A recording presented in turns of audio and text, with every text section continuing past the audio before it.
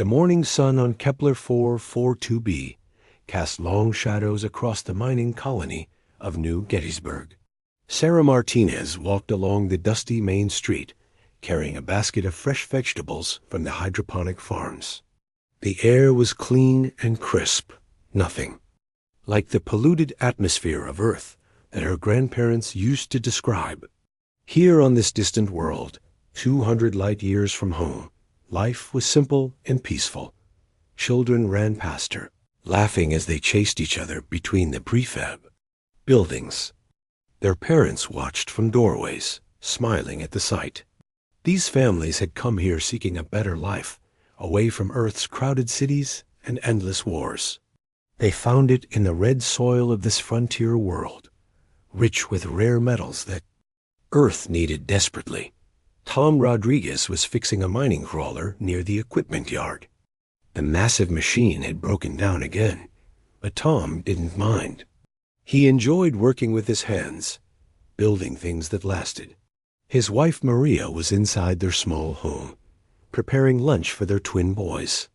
In a few hours, the whole family would sit together and share a meal, just like they did every day. The colony had grown slowly over the past 15 years. What started as a small outpost with 50 people had become a thriving community of 8,000 souls.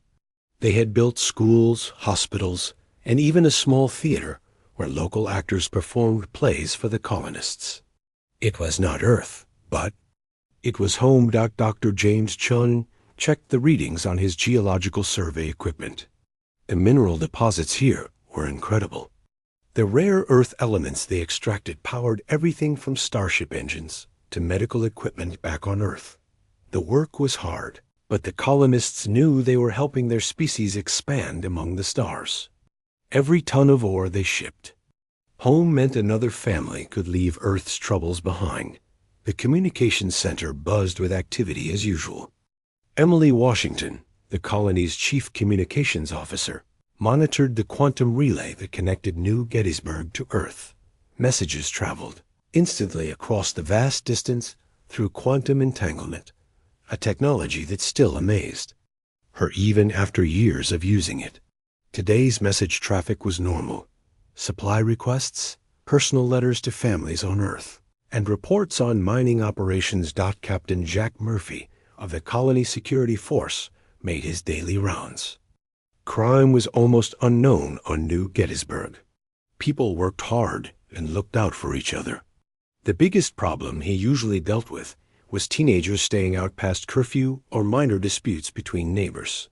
His security team of 12 officers spent most of their time helping with medical emergencies or equipment failures. The colony had no military presence, no weapons larger than hunting rifles, no shields or defensive systems. Why would they need such things?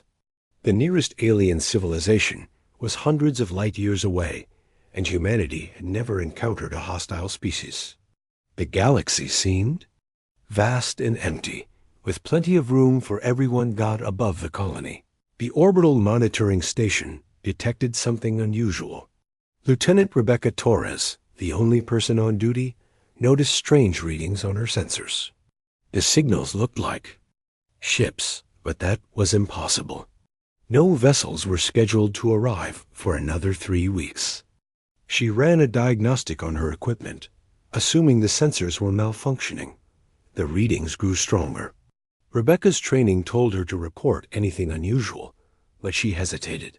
The last time she had reported a false alarm, the colony administrator had been very unhappy.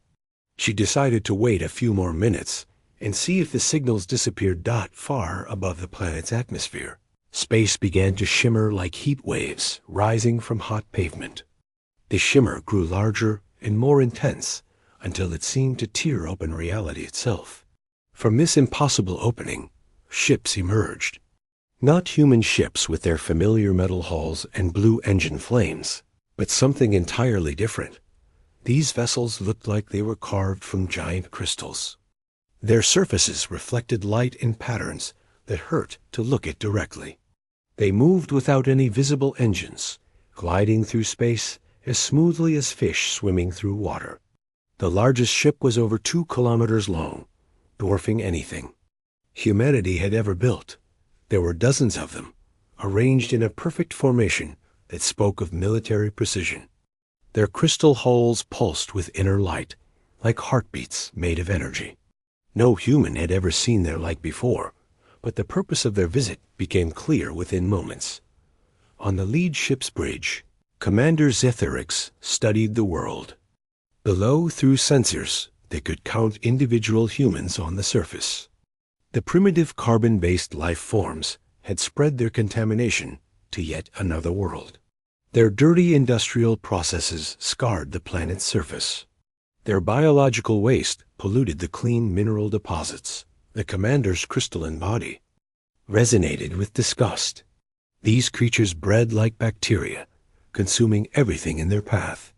They had no right to exist in a galaxy that belonged to higher forms of life. The Zephyrian hegemony had ruled this region of space for 10,000 years. Long before these mammals had crawled out of their mud, the decision had been made by the High Council. Humanity would be taught its place. These 12 colonies would serve as an example. The survivors, if any, would carry the message back to their homeworld. Stay on your birth planet or face extinction. Rebecca Torres finally decided to sound the alarm when her sensors showed 47 alien vessels in orbit above New Gettysburg. She reached for the emergency broadcast button, her hands shaking with fear and excitement. First contact with an alien species. This would change everything for humanity. She never got the chance to press the button. The first energy beam struck the communications center with the force of a nuclear weapon. The building and everyone inside, it vanished in a flash of superheated plasma. Rebecca's last thought was wonder at the beautiful crystal ships that had come from the stars. More beams lanced down from orbit, each one precisely targeted. The power plant exploded in a ball of fire that lit up the morning sky. The mining equipment melted into slag. The hospital where Dr. Susan Park was treating a child's broken arm became a crater filled with glowing glass. Sarah Martinez dropped her basket and ran toward her home, screaming her children's names. The vegetables scattered across the street as buildings exploded around her. The air filled with smoke and the screams of the dying. She made it 3 blocks before the orbital bombardment turned her neighborhood into a sea of flames. Tom Rodriguez looked up from his broken mining crawler to see death falling from the sky. He had just enough time to whisper his wife's name before the energy beam found him. The crawler, which had taken him hours to repair, became a puddle of molten metal in seconds. All across New Gettysburg, families were torn apart in moments. Children who had been playing in the streets were gone. Parents who had been preparing lunch never saw their families again. 8,000 people who had come to the stars seeking a better life found only fire and death. The bombardment continued for 6 hours. The alien ships worked methodically, ensuring that nothing larger than a pebble remained of the human settlement. They scoured the planet's surface clean, erasing every trace that humanity had ever set foot on this world. When it was over, Kepler 442b looked exactly as it had before the first human colonists arrived. The only difference was a large patch of perfectly smooth glass where New Gettysburg had once stood. The mineral deposits remained untouched, ready for proper mining by a superior species. Across human space, similar attacks were happening simultaneously. 12 colonies, 2 million. People wiped out in a single day. The aliens had planned their strike perfectly, hitting multiple targets at once to prevent any warning from being sent. But they had made one crucial mistake. They let one colony's quantum relay transmit for just long enough to send a single message across the galaxy. 4 words that would change everything: we are under attack. The message reached Earth 3 days after the attacks. 4 simple words carried across the galaxy by quantum relay: we are under attack. Then silence. Complete Terrible silence from 12 human colonies that had been home to 2 million. People. President Elena Vasquez stood in the emergency command center beneath Geneva, staring at the holographic display that showed the locations of the destroyed colonies. Red dots marked where thriving human settlements had existed just days before. Now those red dots represented nothing but empty space and floating debris. General Marcus Stone placed a hand on her shoulder. "Ma'am, we need to make a decision. The other colonies are asking for instructions. They're scared." Elena nodded slowly. She had been president for 6 years, dealing with trade disputes and resource allocation. Nothing had prepared her for this moment. Nothing could have prepared any human leader for the first genocide committed against their species by aliens. "Get me Admiral Chun," she said quietly, "and call an emergency session of the Defense Council. Every member, every nation. Right now, across Earth, the news spread like wildfire. At first, people couldn't believe it. Alien contact had been humanity's greatest dream for centuries. Scientists had spent lifetimes searching for radio signals from other civilizations. The discovery that humans were not alone in the universe should have been a moment of celebration. Instead, it became a day of mourning. In New York, crowds gathered. In Times Square, watching the news broadcasts in stunned silence. In London, Big Ben tolled for the dead. In Tokyo, millions of people lit candles and placed them in windows, creating rivers of light across the city. The entire human race grieved together for family members they would never see again. But grief was only the first emotion. As the hours passed and the reality sank in, something else began to grow in the hearts and minds of humanity. Something darker and more dangerous than sorrow. Anger. Admiral Sarah Chun received the call while reviewing fleet deployments of Luna Command. She had spent 30 years in the Space Navy, fighting pirates and rebels who threatened human shipping lanes. She thought she had seen the worst that intelligent beings could do to each other. She was wrong. 2 million civilians, she said. To her aide, Lieutenant Commander Park. Children, families, people who never hurt anyone. Wiped out without warning, without mercy, without even a chance to surrender. Park had served under Chun for 8 years. He had never seen his commander show this kind of cold fury before. Her voice was steady, but her hands shook as she read the reports from the destroyed colonies. "Admiral, the President wants to speak with you personally. Secure channel." Chun walked to her private office and activated the quantum communicator. President Vasquez appeared on the screen, her face drawn with exhaustion and grief. "Sarah, I need your honest assessment. Can we defend our remaining colonies?" Chun studied the tactical displays surrounding her desk. Humanity had spread across 47 star systems in the past century. Their navy consisted of patrol ships and cargo haulers, designed for peacekeeping and trade protection. Nothing built for real war with our current fleet? No, ma'am. We have good ships and brave crews, but we're not equipped for this kind of fight. Our weapons are meant for pirates and smugglers, not alien warships that can destroy entire planets. Then, what do you recommend? Chun was quiet for a long moment. When she spoke, her voice carried the weight of a decision that would change human history forever.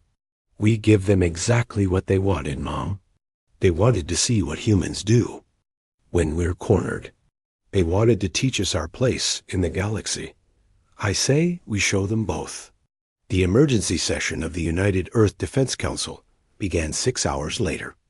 Representatives from every nation, corporation, and colony gathered in the Great Assembly Hall.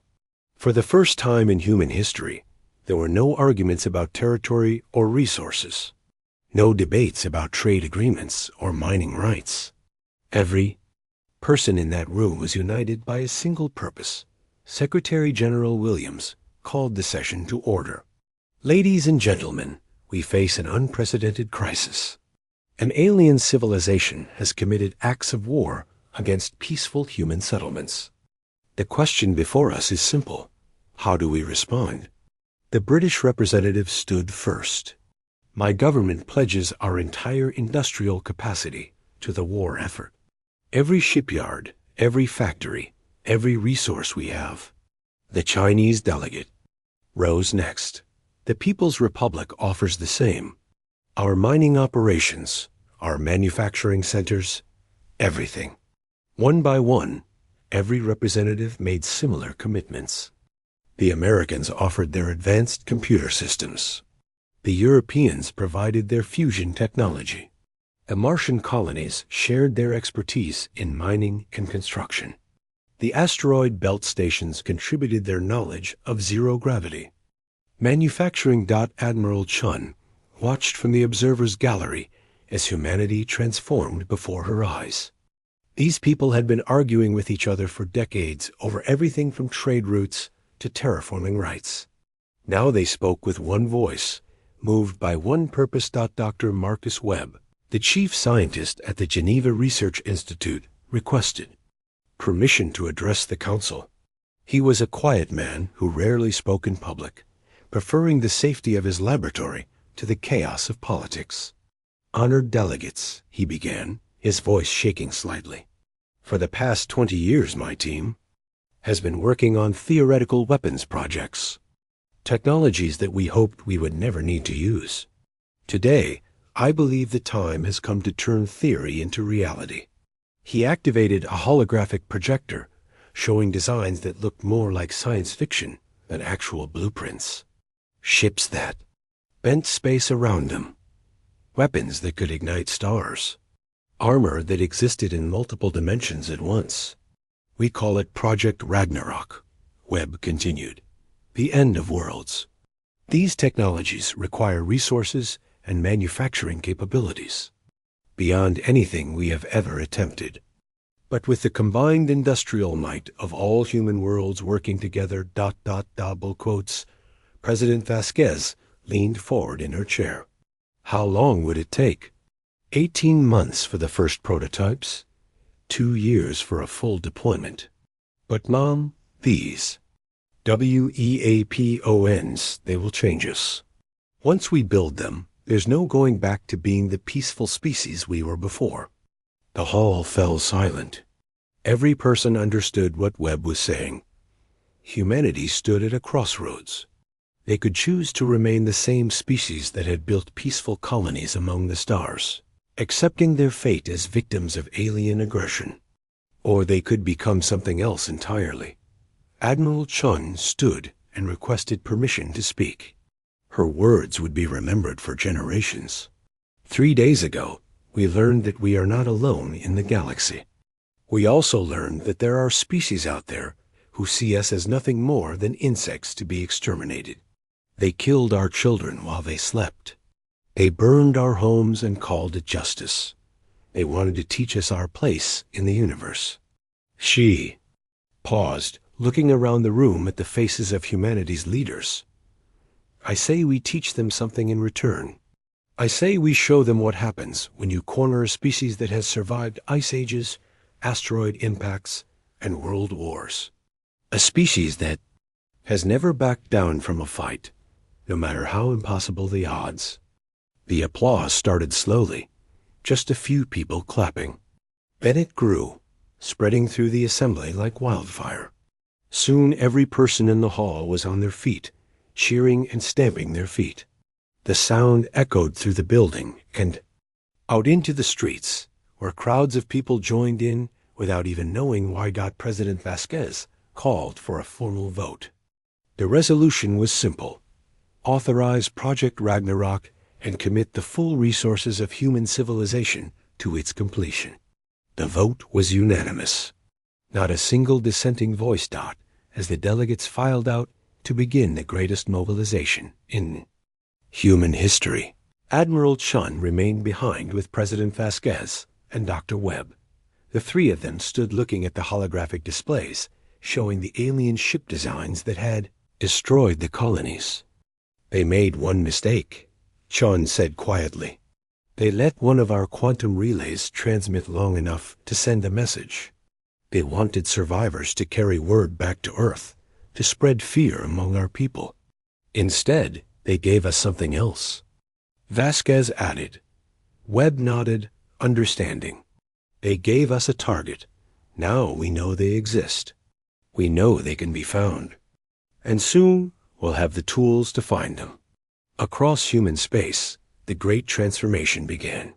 Every shipyard that had built cargo haulers started constructing warships. Every factory that had made consumer goods switched to producing weapons.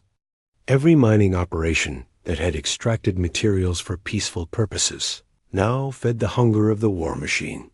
But the most important change was not in the factories or shipyards. It was in the hearts and minds of humanity itself. A species that had spent centuries reaching for the stars in peace was learning to reach for them in war. The aliens had wanted to show humans their place in the galaxy. Soon they would discover that humanity's place was wherever they chose to put it. 18 months after the attacks, Dr. Marcus Webb stood in the hidden shipyard on the far side of Luna, watching humanity's greatest achievement take shape.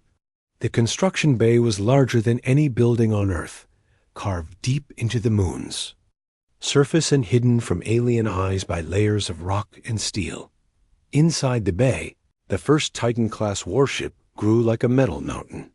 3 kilometers long and half a kilometer wide, the ship dwarfed anything humans had ever built before. Its hull was not made of ordinary steel or titanium, but from a new material that Dr. Webb's team called phase steel. A metal could exist in normal space or shift into quantum dimensions, making it nearly impossible to destroy. How are the neural interface tests going? Webb asked Dr. Elena Rodriguez, his lead engineer on the consciousness transfer project. Elena wiped sweat from her forehead. She had been working for 16 hours straight, testing the systems that would allow a human mind to merge with the ship's computers. The volunteers are adapting better than we hoped. The human brain seems naturally suited for this kind of connection. It's as if we were meant to become one with our machines. Webb nodded, but he felt a chill down his spine. The technology they were creating was incredible, but it changed people. The test pilots who had linked with the prototype systems were different afterwards. Calmer, more focused, but also somehow less human. They spoke about space and time in ways that ordinary people couldn't understand. Any word from Admiral Chun? Elena asked. She be here tomorrow for the first full test. The president wants to see what 18 months and the resources of 47 star systems have produced. Across human space, similar construction projects were nearing completion. The asteroid mining stations had been converted into weapons factories, producing devices that bent the laws of physics. The Martian colonies had become testing grounds for new armor systems that could stop planet-killing energy beams. Every human world contributed something to Project RAGNAROK. Admiral Sarah Chun arrived at Luna Base the next morning, accompanied by President Vasquez and a small group of military observers. Chun had aged in the past year and a half. Her hair was completely gray now, and lines of stress marked her face. The weight of commanding humanity's response to genocide had changed her, just as the war effort had changed their entire species. Show me what we've built, she said simply. Dr. Webb led the group through the shipyard, explaining the technologies that had once existed only in theory. The fusion reactors that burned hotter than stars. The gravity manipulation systems that could create artificial black holes. The quantum torpedoes that could strike targets in parallel dimensions. This is the neural interface chamber, Webb explained as they entered a spherical room filled with glowing cables and monitoring equipment. The ship's captain doesn't just give orders to the computer. They become part of the ship itself.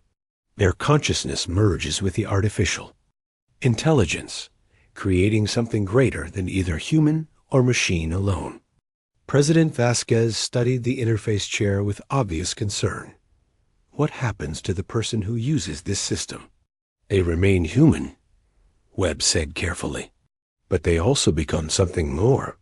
The test pilots describe it as being able to think with the speed of light, to feel the movement of planets, to understand space and time in ways that words cannot express. Are they still loyal to humanity? Admiral Chun asked. Elena answered this time. More loyal than ever, Admiral. The interface doesn't change their emotions or their sense of duty. It enhances them. A human connected to these systems doesn't just fight for humanity. They become the living embodiment of human will. Chun walked over to the interface chair and placed her hand on its smooth surface. I want to be the first to test the full system. Admiral, we don't know all the long-term effects yet, Webb protested. The neural connection is permanent. Once you link with the ship, you'll never be completely separate from it again. Good, Chun replied coldly. I want to feel those alien ships dying. I want their destruction to become part of my soul. The test was scheduled for the following week. During that time, Chun underwent medical preparation and neural conditioning. The process was painful, involving surgery to implant quantum processors directly into her brain tissue. But she endured it without complaint, driven by the memory of 2 million dead civilians.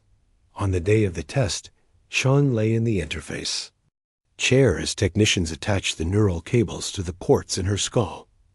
Dr. Webb monitored her vital signs from the control room, while Elena managed the connection process. Beginning neural link in 3, 2, 1, Elena announced that the change was immediate and startling. Chun's eyes rolled back, showing only white, and her body went completely rigid. For a moment, Webb thought something had gone wrong. Then the massive ship outside began to move. The Titan-class warship, which had required hundreds of workers and powerful engines to position in the construction bay, rose smoothly into space. Under its own power, Chun was not just controlling the ship. She had become the ship. Through the neural link, Chun could feel every system aboard the vessel. The fusion reactors were like hearts beating in her chest. The sensor arrays were extensions of her eyes and ears. The weapon systems were her hands, ready to reach across space and destroy her enemies. Admiral, can you hear me?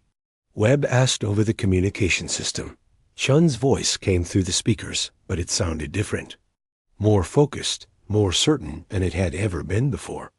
I can hear you, Doctor, but I can also hear so much more. The gravitational pull of every planet in this system, the electromagnetic radiation from the sun, the quantum fluctuations in empty space itself. How do you feel? I feel powerful, Chun replied. For the first time since the attacks, I feel like we have a chance to win this war. The test continued for 6 hours. Chun demonstrated the ship's incredible capabilities, moving faster than any human vessel had ever moved, maneuvering with precision that defied belief. The weapons tests were conducted in empty space, but their power was obvious. The gravity cannons created distortions that would have torn apart any conventional starship. The Nova bombs released energy equivalent to small suns. When the test ended and Chun disconnected from the neural interface, she sat in silence for several minutes. Tears ran down her face, but she was smiling. It's beautiful, she whispered. Being connected to something so powerful, so perfect. I understand now why we had to suffer the attacks. We needed to become this. We needed to evolve. President Vasquez looked concerned. Admiral, you're talking like this was all predestined. Chun wiped her eyes and stood up straighter. Maybe it was, Mom. Maybe every species has to face a moment like this.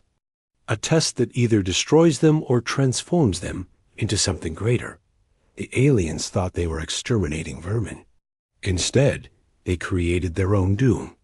Over the following months, 6 more Titan-class warships were completed. Each was paired with a volunteer captain who underwent the neural interface procedure. The volunteers came from different backgrounds, but they all shared one thing in common. They had lost family members in the alien attacks. Captain David Kim had commanded a cargo hauler that was destroyed while trying to evacuate civilians from the colony at Kepler 186F.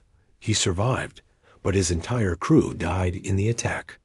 Now he bonded with the U.S. Memorial, a ship designed to honor the dead by avenging them. Captain Lisa Turner had been a mining engineer on Proxima Station when the aliens struck. She watched her husband and daughter die in the bombardment while she was trapped in a deep mine shaft. The U.S. vengeance became her weapon of retribution. Captain Robert Chung had been a peaceful scientist studying alien artifacts on the archaeological colony at Wolf 359. The aliens destroyed his life's work, along with everyone he cared about. The U.S. retribution gave him the power to strike back. Each captain brought their own pain and fury to the neural interface. The ships became extensions of human grief, transformed into instruments of war. But they were also something more. The combination of human emotion and artificial intelligence created beings that thought and fought in ways no species in the galaxy had ever seen. As the fleet prepared for its first mission, Admiral Chun stood on the observation deck of Luna base, watching the 7 Titan ships hanging in space like sleeping giants. They looked peaceful enough, but she knew what they were capable of. She had felt their power flowing through her own mind. The aliens wanted to show us our place in the galaxy, she said to Dr. Webb, who had joined her at the viewing window. They thought we were weak because we were peaceful. They mistook our kindness for cowardice. And now? Webb asked. Doc Chun smiled, but there was no warmth in it. Now they're going to learn what humans are really capable of when someone threatens our children. They're going to discover that some species are too dangerous to provoke. The 7 Titan ships began moving in perfect formation, their phase steel hulls shimmering as they prepared to enter hyperspace. Each ship carried the anger of an entire species, focused through human technology into weapons that could reshape reality itself. The galaxy was about to learn that humanity's true nature had been hidden all along. They were not the peaceful explorers they had seemed to be. They were predators, and they had finally decided to hunt. The Zephyrian border fortress of Zentra Prime had guarded the approach to their empire for 3,000 years. Built into the largest asteroid in the Vega system, the massive structure bristled with weapons that could destroy entire fleets. Crystal spires reached out from the rocky surface like frozen lightning, each one housing energy cannons that had never been defeated in battle. Commander Zephyrex stood in the central command chamber, his crystalline body glowing with confidence. The primitive humans had been quiet for almost 2 years since the lesson at their colonies. Perhaps they had finally learned their place and would stay on their dirty homeworld where they belonged. Commander, his aide announced, our sensors detect 7 ships approaching from human space. They appear to be moving at standard hyperspace speeds. Zephyrex felt amusement ripple through his crystal matrix. Only 7 ships? These mammals must be even more foolish than we thought. Activate all defensive systems and prepare to give them another demonstration of Zephyrian power. 20 light minutes away, Admiral Sarah Chun felt the fortress through her neural link with the U.S. retribution. The ship's sensors were her eyes, and she could see every weapon emplacement, every defensive shield, every weak point in the alien structure. But more than that, she could feel the presence of the other 6 Titan ships around her, their captains' minds linked to hers through the quantum communication network. All ships report ready, Admiral, Captain Kim transmitted from the U.S. Memorial. His voice carried the cold fury of a man who had watched his crew die. Target analysis complete, Captain Turner added from the U.S. Vengeance. Her ship's computers had identified the fortress's power sources and weapon systems with deadly precision. Sean allowed herself a moment to appreciate the irony. The aliens had built their fortress to withstand conventional attacks from ships. That followed the normal laws of physics. They had never imagined facing vessels that could bend space and time, controlled by human minds that thought faster than their computers could calculate. All ships commence attack pattern Alpha, Chun ordered. Show them what human vengeance looks like. The 7 Titan ships dropped out of hyperspace simultaneously, appearing in normal space like ghosts materializing from another dimension. To the Zephyrian sensors, they seemed impossibly small compared to the massive fortress. Each human vessel was only 3 kilometers long, while Zentra Prime was the size of a small moon. The fortress opened fire immediately. Hundreds of crystal spires launched beams of pure energy that could crack planets. The space around the human ships filled with deadly light, as enough firepower to destroy a solar system focused on 7 targets. The beams struck empty space. The Titan ships danced through the barrage like leaves in a gentle breeze. Their phase steel. Hulls shifted in and out of normal space, making most of the alien weapons pass harmlessly through them. When a beam did connect with solid matter, the ship's armor absorbed the energy and channeled it into their own power systems. Commander Zerix watched in growing alarm as his fortress's most powerful weapons failed to even scratch the human. Vessels. Impossible, he whispered. No ship can move like that. No armor can withstand our crystal cannons. Sir, his weapons officer reported, the human ships are charging their own weapons. Energy readings are ... unprecedented. Chun felt the moment arrive like a symphony reaching its crescendo. Through her neural link, she could sense her fellow captains preparing their attacks. Each ship had chosen its target based on tactical analysis that took place in microseconds, coordinated by human intuition and artificial intelligence working as one. Fire, she whispered. The U's new Gettysburg unleashed its gravity cannons first. Space itself began to scream as artificial singularities formed around the fortress. The massive structure, which had stood unmoved for millennia, suddenly found itself caught in gravitational forces that twisted reality. Crystal spires snapped like twigs as the asteroid was pulled in impossible directions. The U's Harmony Station deployed its Nova bombs, miniature stars that exploded in controlled bursts around the fortress. The energy release was so intense that nearby asteroids were instantly vaporized.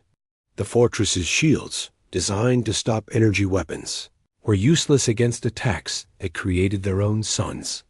Captain Chung's ship, the UES Retribution, targeted the fortress's central command structure with quantum torpedoes.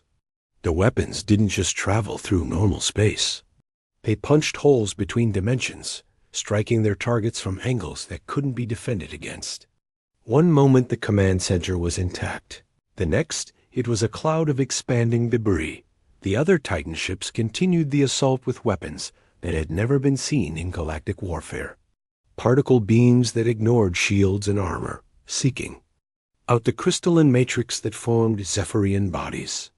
Temporal distortion fields that slowed enemy ships to a crawl while the human vessels moved at normal speed. Molecular disruptor rays that simply erased matter from existence. Commander Zetherix felt his fortress dying around him. Systems that had functioned perfectly for thousands of years were failing one by one. His warriors, bred for conquest and trained from birth to fight, were fleeing in terror from weapons they couldn't understand. All ships retreat to the inner systems, he ordered, his voice cracking with disbelief. Warn the High Council. The humans have become something we did not expect. But retreat was not an option. Admiral Chun had linked her consciousness not just with her own ship, but with the entire human fleet. 7 minds working as one, guided by the fury of 2 million dead civilians. She could feel every enemy ship trying to escape, track every movement through hyperspace. "No survivors," she transmitted to her captains. "No witnesses. Not until we're ready to reveal ourselves to the galaxy." The hunting began. Captain Kim's ship, the U.E.S. Memorial, caught the first fleeing Zephyrian vessel as it tried to enter hyperspace. The Memorial's weapons reached across space-time itself, striking the enemy ship before it could complete its jump. The Zephyrian vessel came apart like a crystal statue hit by a hammer. Its pieces scattered across multiple dimensions. Captain Turner pursued a squadron of enemy fighters that thought they could hide in the asteroid field. The U's vengeance moved through the floating rocks like a hunting shark, its sensors tracking the crystalline ships by their unique energy signatures. One by one, the enemy fighters were destroyed, their crews never understanding how the human ship could be in 3 places at once. The battle that the Zephyrians had expected to last minutes stretched on for 6 hours. Not because the humans were having trouble winning, but because they were being thorough. Every enemy ship was hunted down. Every defensive system was methodically destroyed. Every communication array was silenced before it could send word of what had happened. When it was over, Zentra Prime no longer existed. The asteroid that had housed the fortress was gone, replaced by a perfectly spherical void in space. The defensive fleet that had protected the border for 3 millennia was nothing but scattered atoms, drifting in the vacuum. Admiral Chun disconnected from the tactical link and allowed herself to experience the aftermath through purely human senses. The silence was complete. Where moments before there had been thousands of alien minds focused on destruction, now there was only empty space and the quiet hum of her ship's systems. "Damage report," she requested. "Minor scorch marks on the hull of U.E.'s Vengeance, Captain." Turner reported. "No casualties, no system failures. We're operating at full capacity." Chun nodded. The fortress that had stood unconquered for 3,000 years had been destroyed without a single human casualty. But she felt no satisfaction, only a cold certainty that this was just the beginning. "Set course for the next target," she ordered. "The aliens wanted to teach us about power." Class is still in session. Across the galaxy, other species had been monitoring the battle through long-range sensors. The destruction of Zentra Prime sent shockwaves through civilizations that had remained neutral in galactic politics for millennia. 7 unknown ships had obliterated the most powerful fortress in Zephyrian space. In the archives of the Ethereal Collective, ancient beings of pure energy began accessing records that had been sealed for 1,000,000 years. They remembered other young species that had faced extinction and emerged transformed. They knew what humanity was becoming, and they began to fear. On distant worlds, ambassadors sent urgent messages to their homeworlds. The balance of power in the galaxy had shifted. A new player had entered the game, and they were rewriting all the rules. But the Zephyrian High Council refused to believe the reports. A few primitive ships could not have destroyed their greatest fortress. The reports had to be false, perhaps caused by equipment failure or solar interference. They sent orders for the border fleets to advance and teach these mammals a final lesson. They never received confirmation that their orders had been received. The border fleets no longer existed. Admiral Chun and her Titan ships had already moved deeper into Zephyrian space, leaving a trail of destruction that would soon reach the very heart of their empire. The sleeping giant had awakened, and its footsteps shook the foundations of the galaxy. The news of Zentra Prime's destruction reached the Zephyrian High Council 3 days later. High Counselor Vextara read the report with disbelief, her crystalline body flickering with confused energy patterns. The greatest fortress in their empire, destroyed by 7 primitive ships. It was impossible. "Send the 3rd battle fleet to investigate," she ordered. "These reports must be wrong. Perhaps the fortress suffered a reactor failure or was struck by an asteroid." But before the third battle fleet could reach the border, more reports arrived. 7 human ships had appeared at the mining world of Vol. Kefter, the planet's defensive fleet of 50 vessels, had been destroyed in minutes. The orbital stations that processed rare crystals for 1,000 years were now floating debris. Then came word from the industrial world of Zephmora. Shipyards where the Empire built its greatest warships had been turned into molten slag. The human ships had somehow ignited the planet's methane atmosphere, creating a firestorm that burned for days. High Counselor Vexthara stood before the great crystal display that showed the map of their empire. Red markers indicated worlds that had gone silent. The humans were cutting through Zephyrian space like a blade through soft crystal, leaving nothing but destruction in their wake. "How many ships do they have?" she asked her military advisor. "Still only 7, High Counselor. But they fight like nothing we have ever seen. Our weapons pass through them as if they were ghosts. Their attacks tear apart our strongest defenses. Our best fleets are destroyed before they can even return fire." Vexthara felt fear creep through her consciousness for the first time in centuries. The Zephyrian Empire had ruled this region of space for 10,000 years. They had conquered dozens of species, enslaved entire star systems, and shaped the galaxy according to their will. No force had ever challenged their supremacy. Send a message to the humans, she decided. Offer them tribute, territory, whatever they want. This war must end before they reach our core worlds. Admiral Chun received the Zephyrian surrender offer. While her fleet was approaching their next target, she read the terms with cold amusement. The aliens offered to return to their original borders, pay massive reparations, and recognize human sovereignty over 100 star systems. "Captain Kim," she transmitted to the UES Memorial, "what do you think of their offer?" Kim's response carried all the pain of watching his crew die. "I think about the children on New Gettysburg who never got a chance to surrender. The families on Harmony Station who were vaporized while eating breakfast. Did the aliens offer them terms?"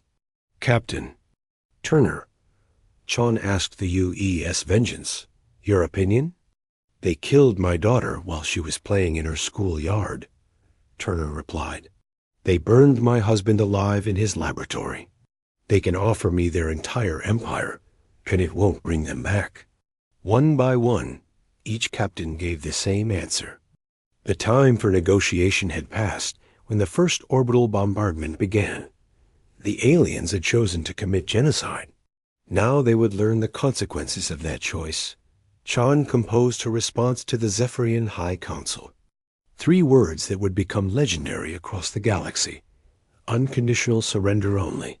The Zephyrian response was swift and desperate. Every remaining fleet in their empire converged on their capital world of Zephyros Prime. 10,000 ships formed defensive lines around the planet where their civilization had begun. Ancient crystal cities that had stood for millions of years prepared for siege. The human fleet took 6 months to reach the capital system, not because of the distance, but because they stopped at every Zephyrian world along the way. Admiral Chun wanted to be thorough. She wanted to ensure that no trace of the Empire that had murdered human children would survive. Each attack was more devastating than the last. Captain Chang's ship, the UES Retribution, discovered that quantum torpedoes could chain react through crystalline matter. Entire fleets would come apart like dominoes falling as one explosion triggered the next. Captain Rodriguez of the UES New Gettysburg learned to use gravity weapons to turn gas giants into weapons. He would destabilize their cores, then direct the resulting explosions at enemy formations. Entire star systems became battlefields, where the laws of physics served human vengeance. The other species in the galaxy watched in growing horror as the humans carved their way through Zephyrian space. The ethereal collective, beings of pure energy who had existed since the galaxy's youth, called an emergency session of their ancient council. A new apex species has emerged, their leader announced to the assembled consciousness. The humans have transcended their physical limitations. They fight with weapons that reshape reality itself. Should we intervene? Asked another ethereal. Being, no, came the reply. The Zephyrians chose their path when they committed genocide against peaceful civilians. Let them face the consequences. The galaxy needs to see what happens when someone awakens humanity's true nature. When the human fleet finally arrived at Zephyros Prime, they found a sight that would have impressed any military strategist. 10,000 Zephyrian ships arranged in perfect defensive formations, energy shields that could stop supernova blasts, weapon arrays that could shatter moons, the accumulated military might of an empire that had conquered half the galaxy. Admiral Chun studied the enemy formation through her neural link, feeling the tactical analysis flow through her consciousness at the speed of light. Her fellow captains shared their own assessments through the quantum communication network. Together, they saw every weakness, every opportunity, every way to turn the alien strength against them. All ships, Chun transmitted. Final attack. Pattern. End this war. The Battle of Zephyros Prime lasted 18 minutes. Not because the humans needed that much time to win, but because they wanted the galaxy to witness every moment of the Zephyrian Empire's destruction. The U-East Memorial struck first, using temporal weapons to slow half the enemy fleet to a crawl, while the other ships moved at normal speed. Thousands of Zephyrian vessels found themselves trapped in slow motion, unable to maneuver or return fire. The U.E.S. Vengeance targeted the planetary defense grid with molecular disruptor beams. The ancient crystal cities that had stood for millions of years simply ceased to exist, their atoms scattered across space like cosmic dust. The U.E.S. Retribution activated its reality anchor, a weapon that locked local space-time into a fixed pattern. Enemy ships that tried to escape found themselves unable to enter hyperspace, trapped in normal space where human weapons could reach them. One by one, the other Titan ships added their firepower to the assault. Gravity weapons that created artificial black holes in the middle of enemy formations. Nova bombs that turned the space around Zephyros Prime into a miniature star system. Quantum cannons that fired backwards through time, destroying ships before they even knew they were under attack. The Zephyrian fleet, which had seemed impossibly large and powerful, came apart like a crystal sculpture struck by a hammer. Ships that had terrorized dozens of species were reduced to their component atoms. Warriors who had never known defeat died without understanding how they had been beaten. High Counselor Vexthara watched from her command ship as her empire died around her. The crystal cities of her homeworld were gone. Her fleets were destroyed. Her people's 10,000-year reign over this region of space was ending in fire and fury. Send a final message to the humans, she ordered her communications officer. Tell them that we acknowledge their supremacy. Tell them that the Zephyrian Empire surrenders completely and forever. Admiral Chun received the message as the last enemy ships were being destroyed. She considered the words for a moment, then composed her reply. Surrender not accepted. You killed our children. Now face extinction. The final phase of the battle was not a fight, but an execution. The 7 Titan ships surrounded the Zephyrian homeworld and activated their planet killer. Weapons. The world that had been the center of an empire became a cloud of debris orbiting its star. When it was over, Admiral Chun disconnected from her neural interface and sat in her command chair, feeling truly human for the first time in months. The war was finished. 2 million human civilians had been avenged. The species that had committed genocide against peaceful colonists no longer existed, but the implications of what humanity had accomplished rippled across the galaxy like shock waves.